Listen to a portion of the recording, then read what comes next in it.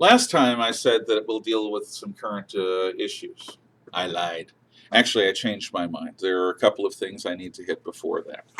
First off, the congressional staff.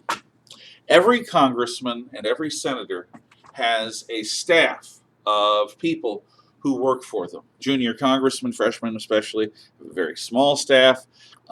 Senators have a very large staff. It goes along with the size and location of their offices.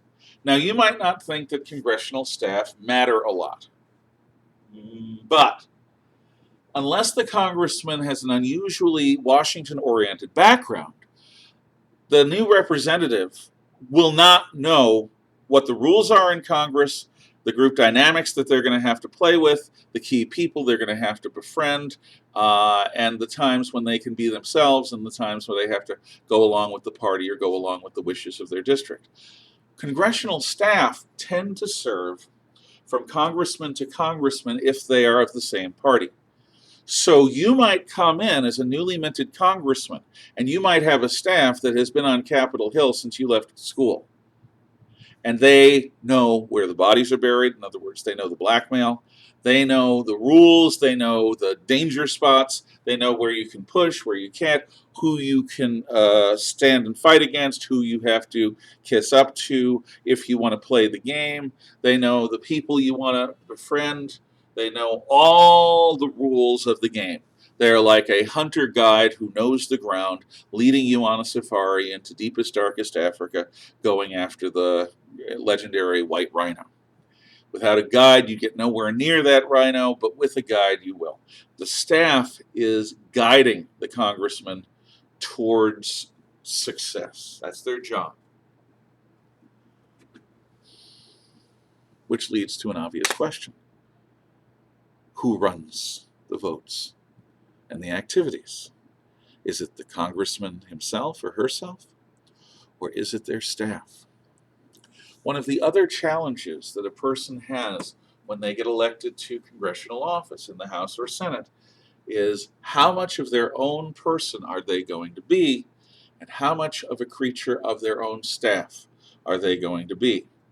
The staff will try, in the best interests of everyone, to manage the ego of the politician and get the politician to play along with whatever strategy they've been working on for years and decades. They will say, we have the knowledge of how Washington works, and if you want to be effective, you'd better do what we say. They won't be blunt like that unless they have to be, but if they need to be, they will. And a wise congressman will be careful not to antagonize their own staff, but at the same time, the staff were not elected. It is so easy. I've given all these social cues that I've told you about. Do you see how easy it is for a person who is elected to represent their people and a philosophy and to try to bring change and clean up the swamp, or whatever language you want to use? How easy it is for the swamp to consume them? How easy it is for them to go in fighting the demons and then for them to be possessed by the demons, requiring an exorcist? Do you understand how easy it is for the siren song of the lobbyists and the expertise of the staffs and the go along to get along mentality of the other congressmen and senators to help you lose perspective and lose your way and lose your soul? It is a constant challenge for anyone who is elected to these offices to maintain their integrity.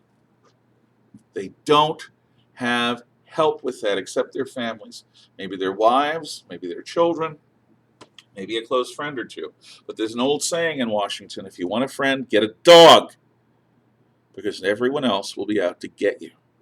They'll come up and sidle beside you, and they'll be friendly until they don't need you anymore, and then you're gone.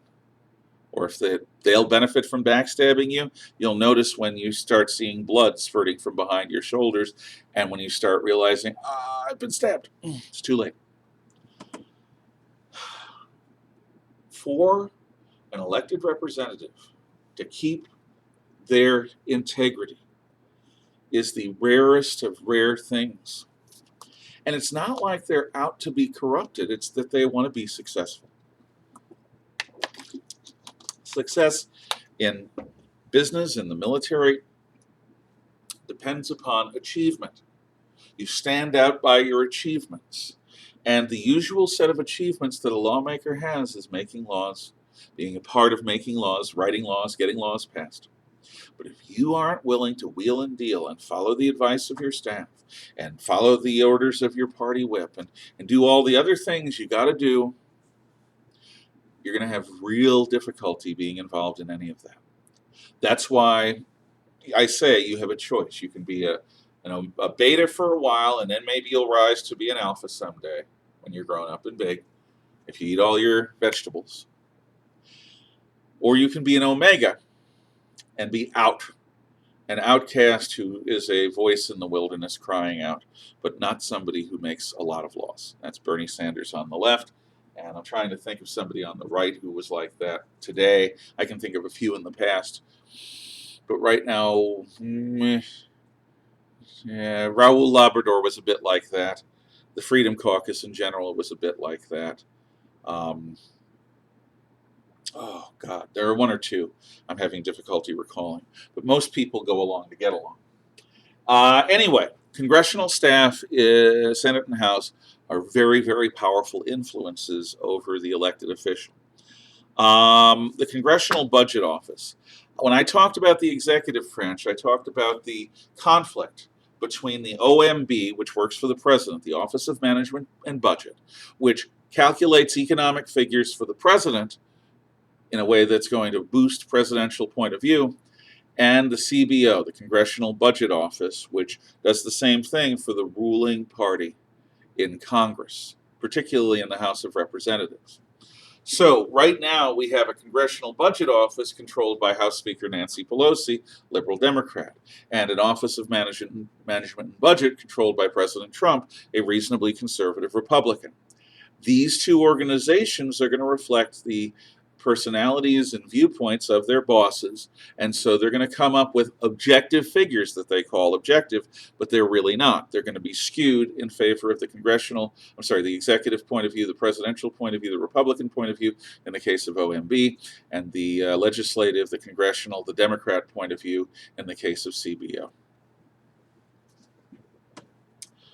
Let's see. When you look at the committee structure in both the House and the Senate, they reflect the committee structure of each other. In other words, there are analogous committees, the House Ways and Means Committee, the Senate Finance Committee. Both deal with budget.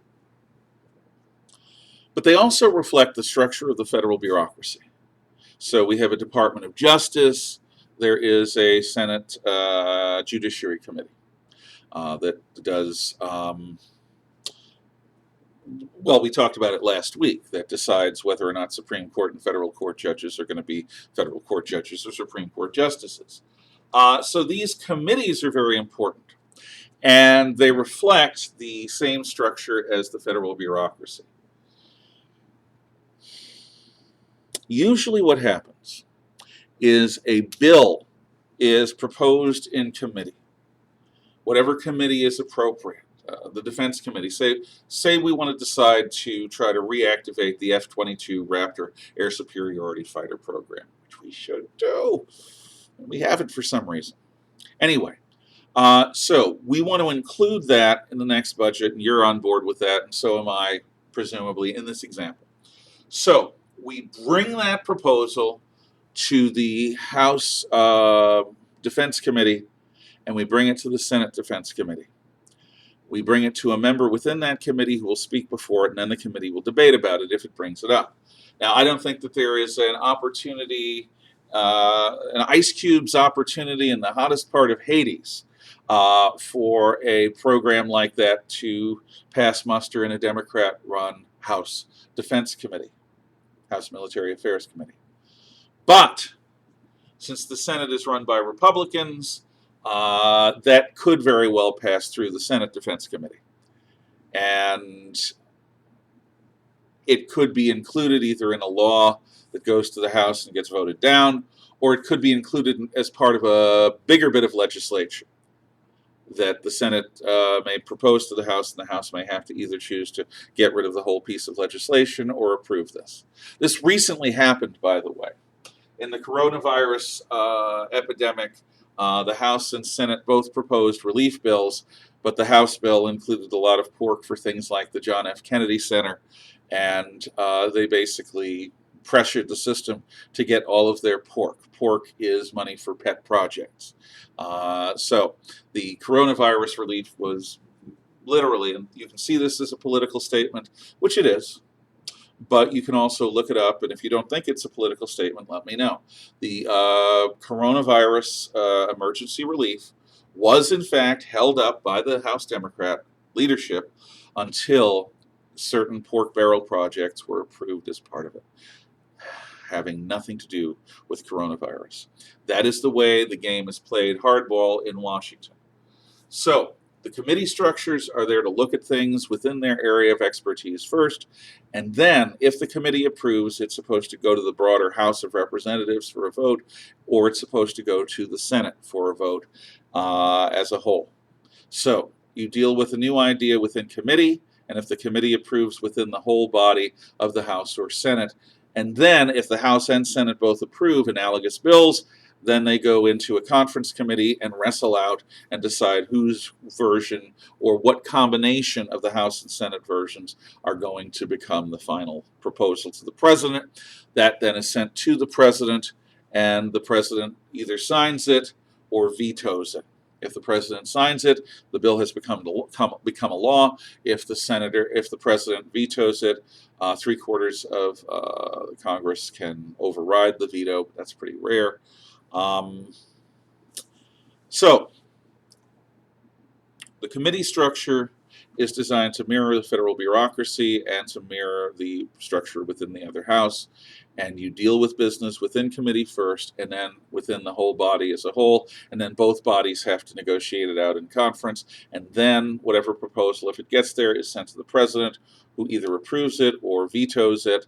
And if it's vetoed, it can still be brought back if a supermajority within the House or Senate votes it. So we have covered now the essential portions of the legislative branch of government. Look into the process, particularly of how a bill becomes a law, in those additional videos, and be ready for a test on it next Wednesday. Also be ready for us to move on into the judicial branch, which is going to be our next unit. If you have any questions that are urgent, contact me by email. I do miss you all. I miss even the annoyances because they're fun to slap down like whack-a-mole. I miss playing whack-a-mole with you guys. I miss you all. And I look forward to seeing you soon, whatever soon may be. Take care.